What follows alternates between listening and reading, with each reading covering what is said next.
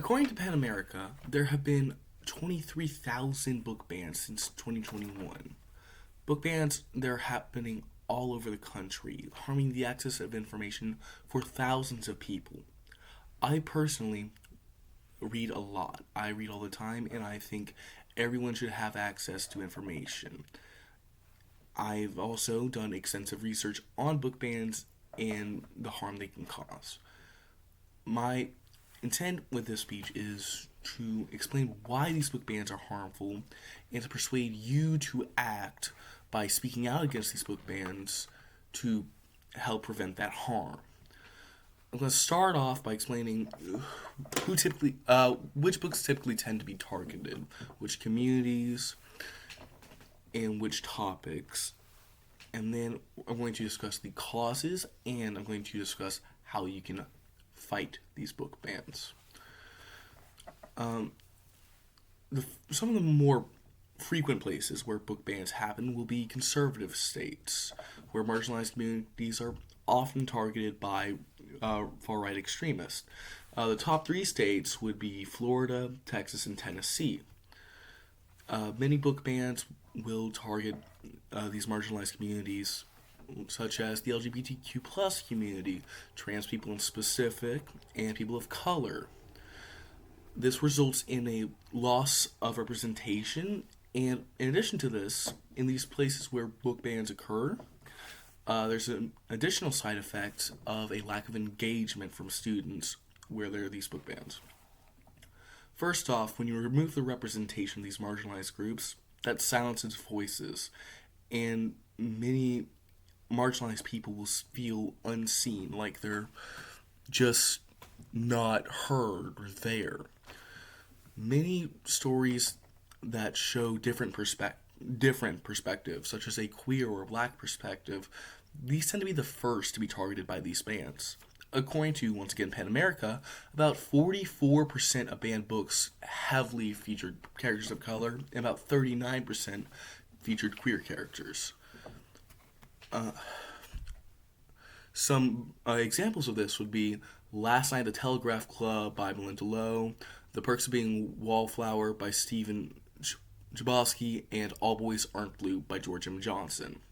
All three of those books are among the top 10 most banned books in the country, all three of which contain queer and /or characters of color. Like, these characters are all three of these books have characters who are queer and /or people of color. By focusing book bans on these stories with different points of view, different perspectives, they deeply harm representation, make it much harder for people to feel seen.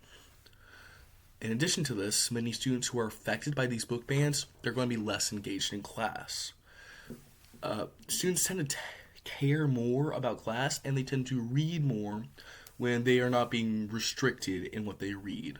I know that when I had free range to be allowed to read whatever I wanted, I was more encouraged to read because I didn't feel throttled into just having a few options. And educators agree with me. About 78% of educators believe these students read more without the book bans, with 72% saying that the reading declines because of the book bans.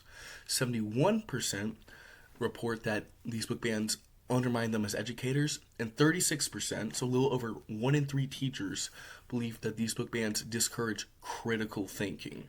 These students who are affected by these book bans suffer because they are much less engaged in the classroom and they're far less motivated to read. Now we understand how book bans harm people by cutting off representation and making kids less engaged. But now we're going to move on to why these book bans have been taking place so much lately. These book bans tend to happen because groups and individuals tend to have stories they don't like, stories they disagree with, removed, typically based off of arguments of religious freedom and inappropriate content. A lot of people tend to have books removed because of their religious beliefs. Many parents have argued that they don't want their kids exposed to content that they believe violates their religious beliefs.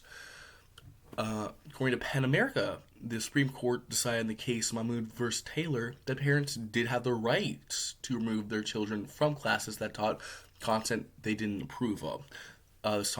This tends to be queer content, things such as that, because uh, many religions tend to not approve of the LGBTQ plus community. And due to the Supreme Court signing this way, a lot of parents have been given this validation to remove their kids from classes they don't agree with, and to challenge the very content of the classes in an attempt to get the classes removed on grounds of their religious beliefs. And they have the same, and they have a similar situation with the books themselves, because they think that this content is inappropriate for their kids. A lot of books have been challenged or fully removed because they contain sexual content, violence, and slash or LGBTQ characters, or characters of, or like intense racial stories. According to Penn America, about 57% of the banned books, so over half, have been banned as a result of this big crackdown on books containing sexual content, with many more books being complained that there was just content that the parents didn't think was appropriate, with no real parameters for what would or wouldn't be appropriate. These book bans, they've been enabled by the Supreme Court to remove kids from classes that their parents think violates their religious beliefs, and many of these books have been defined based off of incredibly loosely defined sexual or inappropriate content. Now, here are a couple solutions. Here's some ways to fight back against this. First off, some of those would have to be organizing in your community, like actually gathering a community and sending letters and messages to your representatives, your state senators, your city councilmen. We're going to start off organizing in your community. Speak out at school board meetings, at town halls, write to your local newsletter, write to your library. Use these methods of raising awareness. Let people know that there are book bans occurring and try to stop people from enacting book bans. Don't just argue and yell. Let people know what's wrong with this and why they should be against it.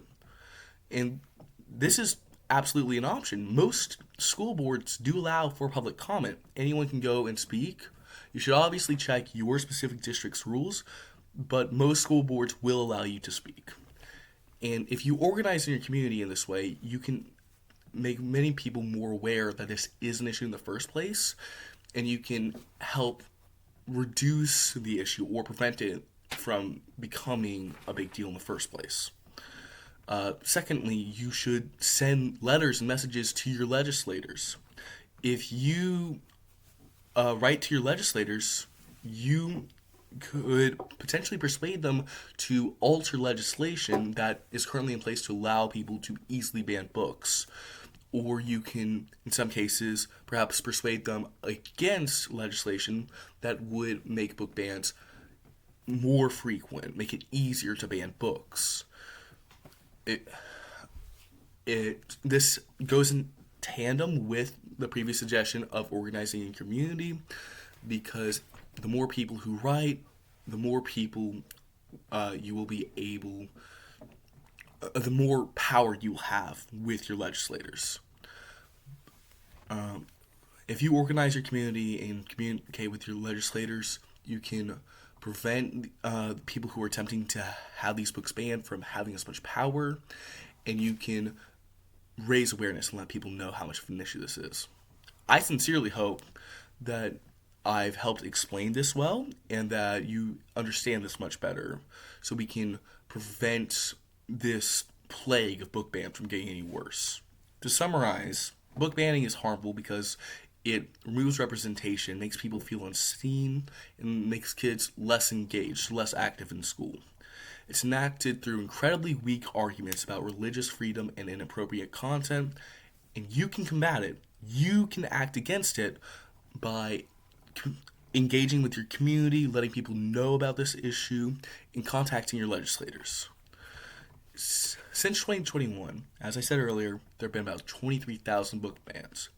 If you don't want that number to get any bigger, it is up to you and to me to act and to stop book bans.